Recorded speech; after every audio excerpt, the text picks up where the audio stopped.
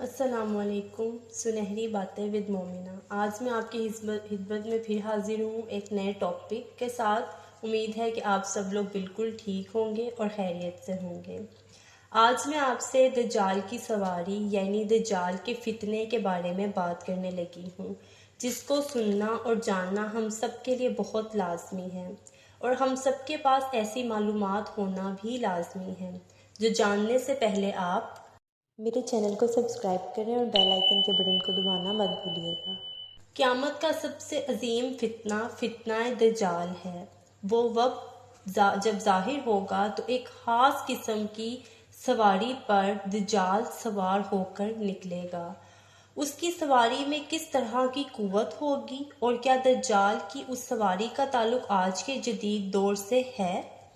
دجال امت مسلمہ کے لیے سب سے عظیم فتنہ قرار دیا گیا ہے۔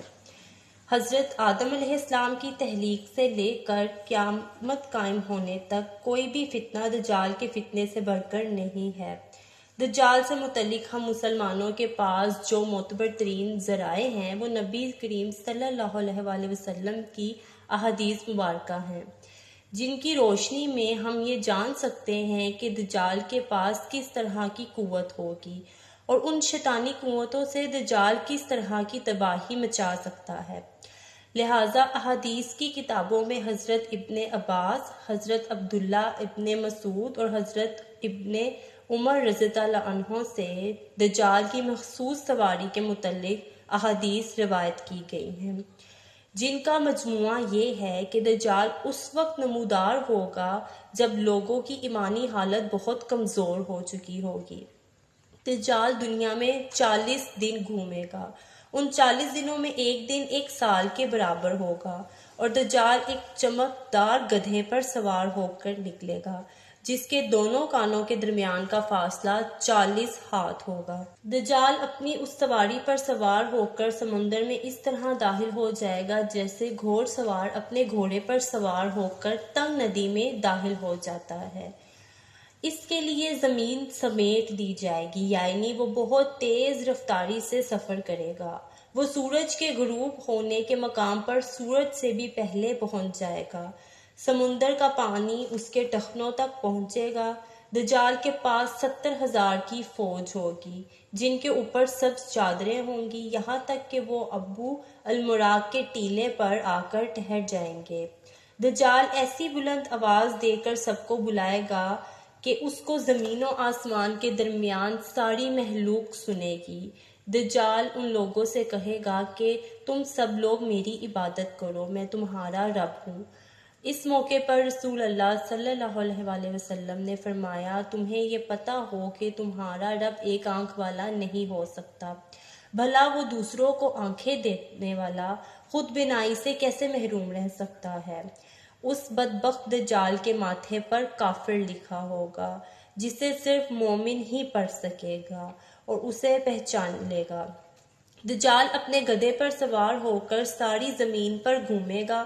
زمین کا کوئی میدانی، صحرائی اور پہاڑی علاقہ ایسا باقی نہیں بچے گا جہاں وہ نہ جا سکے، سوائے مکہ مکرمہ اور مدینہ منورہ کے۔ اللہ تعالیٰ ان دونوں جگہوں کی فرشتوں کے ذریعے حفاظت فرمائیں گے۔ دجال جب وہاں داخل ہونا چاہے گا تو فرشتے اس کا رخ پھیر دیں گے۔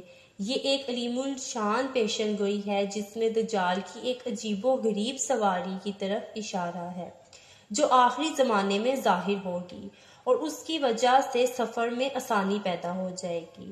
ان احادیث کی بنیاد پر یہودی خاص طور پر گدھے کی تعظیم کرتے ہیں، اور وہ اپنی خفیہ عبادات میں گدھے کو ضرور شامل کرتے ہیں۔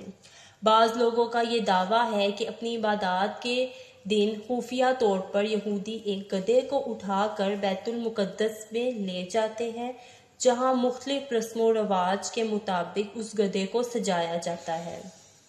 صحابہ کرام کے ذہن میں اس وقت یہ سوال ضرور آیا ہوگا کہ ایسا گدھا کہاں سے آ جائے گا جس کی لمبائی اور چوڑائی اتنی زیادہ ہوگی، لیکن صحابہ کرام نے حضور پاک صلی اللہ علیہ وآلہ وسلم سے اس حدیث کو جیسا سنا ویسا ہی یاد رکھا، اور آج ہم تک یہ ساری احادیث پہنچیں۔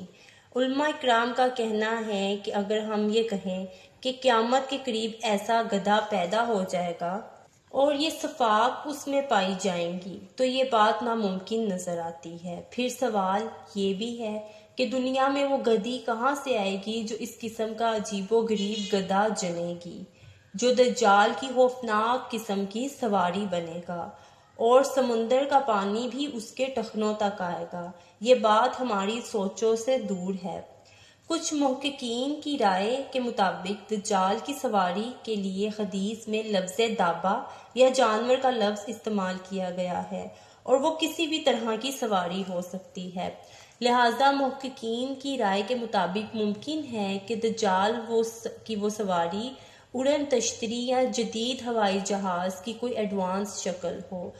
غرض یہ ہے کہ ہم جانتے ہیں کہ آج کے اس جدید دور میں ہوا اور آواز کی رفتار سے کئی گنا زیادہ تیز سپر سونک جہاز تیار ہو چکے ہیں اور اڑن تشتری کے قصے بھی پچھلے 100 سالوں سے مشہور ہیں، جسے UFO کہا جاتا ہے۔ ہو سکتا ہے دجال کی یہ سواری کوئی خاص قسم کی اڑن تشتری ہو۔ ان تمام باتوں سے یہ نتیجہ نکلتا ہے کہ جدید دور وقت کے ساتھ جدید دور بڑھتا جا رہا ہے۔ مستقبل میں کیا پتہ دجال تمام ٹیکنالوجیز پر قبضہ کر لے گا تو وہ ان جدید سواریوں کے ذریعے دنیا کے ہر کونے میں جائے گا اور فتنہ اور فساد پھیلائے گا اور چند منٹوں میں وہ یہ کام سر انجام دے دے گا۔ یہ تمام باتیں اس جانب اشارہ کر رہی ہیں کہ خروج دجال کا وقت اب زیادہ دور نہیں، بلا شبہ یہ فتنوں کا دور ہے اور اس وقت انسانیت دجالی قوت اور دجال کے فتنہ عظیم کی طرف بڑھ رہی ہے۔ لہٰذا دجال اور دجالی قوتوں اور فتنہ فساد کو مد نظر رکھ کر ہی ہم اپنی اور اپنے ایمان کی حفاظت کر سکتے ہیں۔ اسی کے ساتھ آپ کو میری ویڈیو پسند آئی ہو تو میری ویڈیو کو لائک، شیئر اور کمنٹ لازمی کیجیے گا اور میرے چینل کو ضرور سبسکرائب کیجیے گا۔ جزاک اللہ۔